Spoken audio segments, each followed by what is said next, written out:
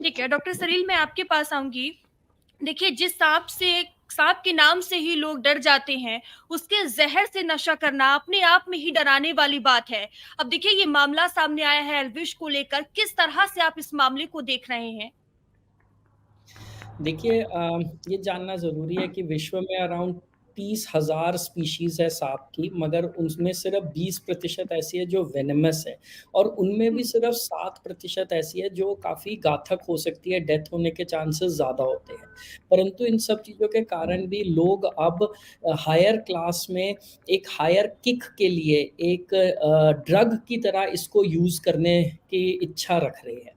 इसका कुछ हुँ, ना कुछ एक साइकोलॉजिकल इफ़ेक्ट के कारण भी है कि जो युवक है वो इन्फ्लुएंसर्स को देखते हैं, करते हैं और जब टीआरपी लेने के लिए, कुछ नया करने के लिए जो इन्फ्लुएंसर्स होते हैं, एक-एक, एक-एक करके कुछ बड़ा करते रहते हैं। तो दिस इज़ एक कुछ वो भी चीज़ है इसमें कि भी लोग ऐसे लोगों को देखते हैं तो आकर्षित होते हैं कि अब मैं क्या कर सकता हूँ, अब मैं बड़ा क्या कर सकता हूँ।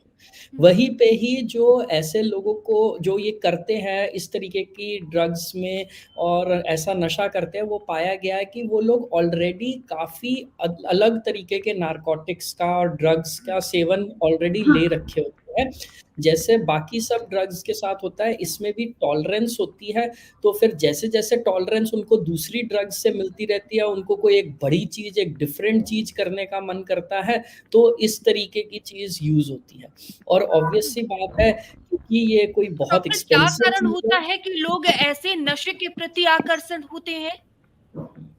सो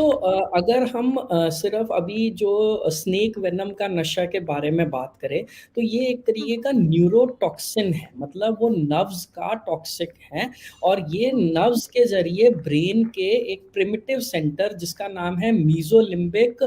डोपामाइन सेंटर पे अटैक करता है, जो हमारा एक प्रिमिटिव रिवॉर्ड सेंटर है। मतलब हुँ, जब वो एक्टिवेट होता है, तो हमें एक रिवॉर्ड मिलता है, एक यूफ़ोरिया मिलता है, ग्रैंडियोर का फीलिंग आता है कि वाह! हम बहुत बड़े हैं, एक उसमें रहते हैं। वहीं पे ही एक डीप स्लीप का सुकून भी मिलता है इसमें। तो जो लोग ऐसे नशे करते हैं, बार-बार करते हैं, उनकी नींद जैसे आप कहते हो उड़ जाती है, तो उसको पाने के लिए उनमें एक ये लालसा रहती है कि हम कोई इस तरीके का नशा करें जिसमें ये चीज़ होता है। But like any other drug इसमें भी टॉलरेंस बढ़ती रहती है, लोग उसका बहुत जो माइक्रोग्राम का उसका इफ़ेक्ट रहता है, वो बढ़ता रहता है और फिर वो डोज़ आ जाती है जो घातक हो सकती है। तो हुँ, इसके कारण लोग आकर्षित रहते हैं ये यूफ़ोरिया लेने के लिए कि भी वो ऐसा कदम भी उठा सकें, ऐसा सोच सकें। हुँ। डॉक्टर सलील मैं आपके पास आऊँगी। देखिए, अभी प्राची जी भी बात कर रही थी कि युवा नशा के लिए किसी भी हद तक जाने को तैयार है, फिर चाहे वो ड्रग्स को लेकर हो या तमाम नशा हो। तो युवाओं के मानसिकता को आखिर हो क्या जा रहा है, जो इस तरह से नशे के प्रति आकर्षित हो रहे हैं? बिल्कुल जी। जब भी हम नशे की बात करते हैं तो उसमें यही रहता है नशे का ख़ास चीज़ कि भी एक नॉर्मल ज़िंदगी से उनको एक ईज़ी वे आउट चाहिए। तो बेसिक फंडामेंटल ये चीज़ रहता है किसी भी नशे का और जब भी ये होता है तो जब वो वाला लेवल आ जाता है तो उससे एक ऊपर लेवल और एक ऊपर लेवल रहता है जिसको हम मेडिकल लैंग्वेज में टॉलरेंस कहते हैं कि टॉलरेंस बिल्ड होने लग जाती है। वहीं पे ही एक नया डिफ़रेंट तरीके का नशा करने का एक रेव बन जाता है। आजकल के ज़माने में जब सोशल मीडिया इतना इन्फ्लुएंस कर रहा है यंगस्टर्स को और यूथ को, तो वो भी चीज़ बड़ा रहता है कि जो इन्फ्लुएंसर्स हैं, उनको अपने हुँ, रेटिंग लाने के लिए, अपने व्यूज़ लाने के लिए कुछ ना कुछ नया करना पड़ता है, कुछ एक्ज़ॉटिक करना पड़ता है। तो एक हुँ, ये सिंपल एग्ज़ाम्पल यही है उस चीज़ का कि जो हमने कभी सुना नहीं था नशा आज से 10 साल पहले, 5 साल पहले, वो चीज़ अब कायम हो रहा है और पॉपुलराइज़ हो रहा है, लोगों को क्यूरियोसिटी बढ़ रही है और जब वो अपने इन्फ्लुएंसर्स को देखते हैं, जिनको वो लुक अपॉन करते हैं यंगस्टर्स कि भी हमें भी ऐसा बनना है, तो फिर वो जायज़-सी बात है कि साइकोलॉजिकली वो उनसे इन्फ्लुएंस होकर वैसा ही करने की कोशिश करते हैं, चाहे वो कितना बिल्कुल। भी पैसा आए। वहीं पे आपने नोटिस किया होगा कि ऐसी चीज़ जो स्नेक वेनम की है, बहुत ही हायर क्लास और हाई सोसाइटीज़ में हो रही है। कुछ टाइम पहले तक ये narcotic drugs and psychotropic act में नहीं आता था और अभी भी इसमें और भी काम करने की ज़रूरत थी। तो इसीलिए ये कहीं न कहीं एक थोड़ा-सा फ़ीलिंग था कि अगर हम पकड़े भी गए तो हम बच सकते हैं। तो अभी हुँ, भी जैसे बहुत अन्य तरीके के उनके ऊपर आईपीसी कोड्स लगे हैं बिकॉज़ अलग-अलग चीज़ें हुई हैं बट जो मेन चीज़ है प्रोक्योरमेंट और वो चीज़ ये हायर क्लास सोसाइटी ऐसी करती है क्योंकि उनके पास ज़ाहिर है पैसा है, तो ऐसा युवक उनके उसमें मिलते हैं हमें।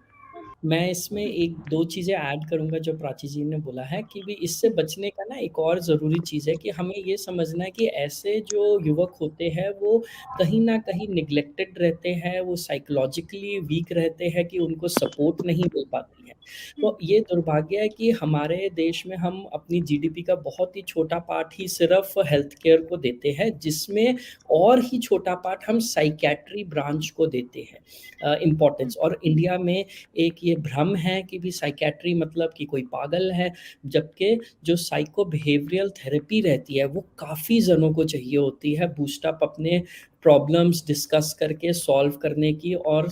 हुँ, ताकतवर होने के लिए मेंटली। इनफैक्ट सिर्फ लास्ट ही बजट में फर्स्ट टाइम इंडिया में मेंटल हेल्थ के बारे में कोई बात करी गई थी और उस पे कुछ काम किया गया है, कुछ बजटिंग हुई है, जिसमें अभी बहुत आगे तक हमने जाना है